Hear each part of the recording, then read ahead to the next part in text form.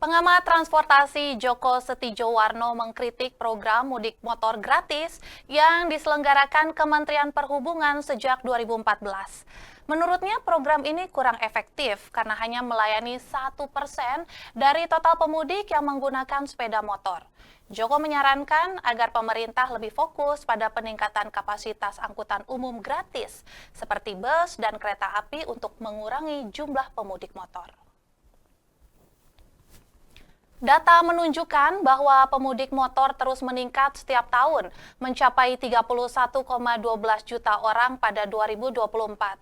Meski demikian, Joko mencatat tren masyarakat yang mulai beralih ke transportasi umum.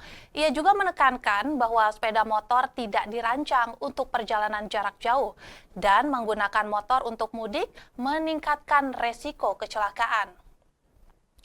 Joko mengusulkan alternatif mudik gratis menggunakan kapal laut untuk mengakomodasi pemudik motor, terutama dari Jakarta ke Semarang dan Surabaya. Ia juga menyarankan agar pemerintah melarang anak-anak di bawah mudik menggunakan motor karena resiko keselamatan dan kesehatan yang tinggi. Selain itu, Joko menyoroti pentingnya perlengkapan keselamatan berkendara yang lengkap seperti helm, jaket, dan sepatu, serta larangan membawa anak di motor untuk mengurangi resiko kecelakaan.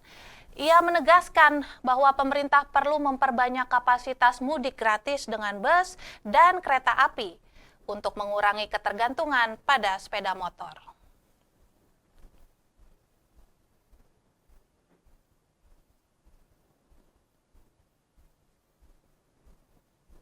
Dan untuk membahasnya sudah hadir bersama kita asisten redaktur kabarbursa.com, Citra Dara. Selamat pagi, Mas Citra. Selamat pagi, Rati. Iya, Mas Citra, kenapa sih redaksi Kabar Bursa pagi ini memilih topik pengamat minta mudik motor gratis dihapus, perbanyak transportasi publik? Kenapa tuh?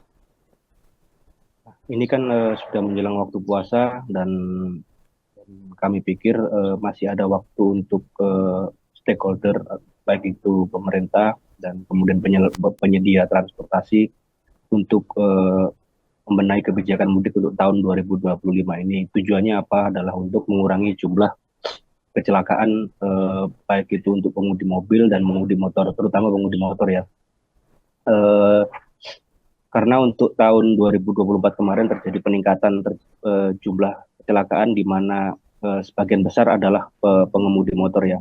Dan kemudian tapi juga harus diketahui juga bahwasanya orang yang ingin mudik pakai motor itu punya tujuan tertentu, yakni lebih murah dan fleksibel.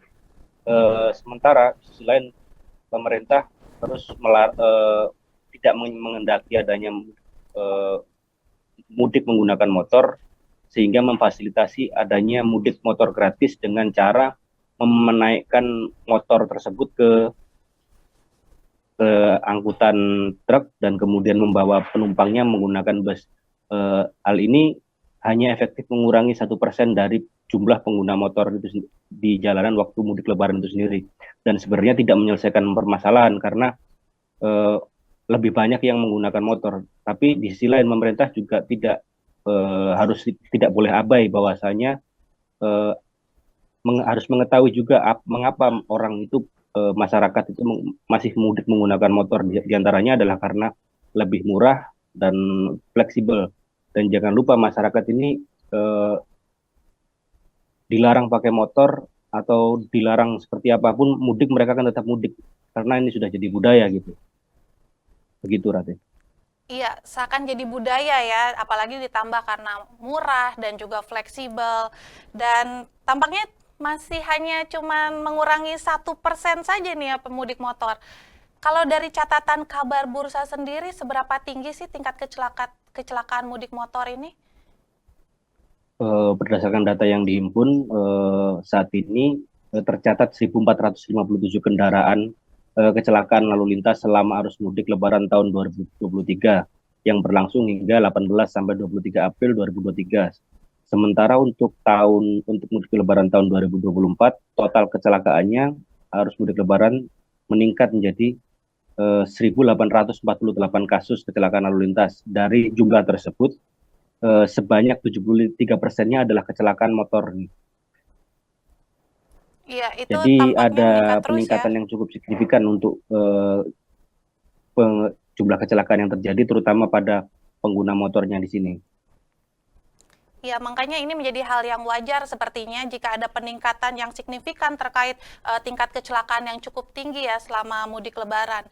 Nah, menurut catatan redaksi Kabar Bursa sendiri terkait dengan adanya mudik gratis yang diperbanyak di sektor transportasi umum ini, kira-kira apakah bisa memberikan solusi? Kira-kira seperti apa?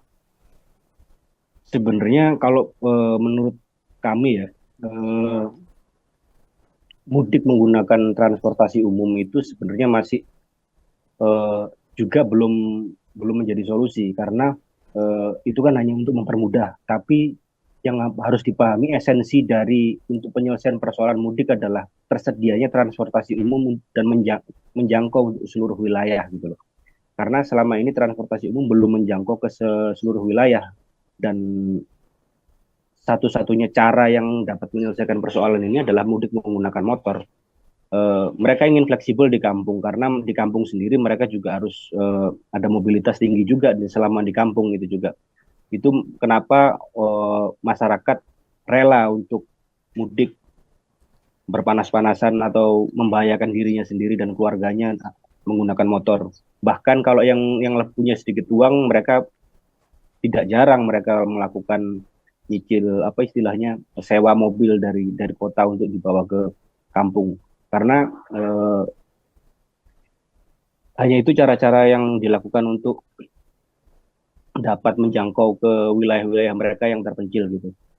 Sementara mudik menggunakan eh, transportasi umum juga masih sifatnya masih berhenti di kota tersebut dan mereka juga masih harus jalan lagi menggunakan transportasi menggunakan ojek, menggunakan transportasi online mobil yang lainnya gitu. Jadi hanya membantu sifatnya tapi tidak menyelesaikan masalah untuk sebenarnya itu. Kalau mudik menggunakan transportasi umum yang difasilitasi oleh pemerintah.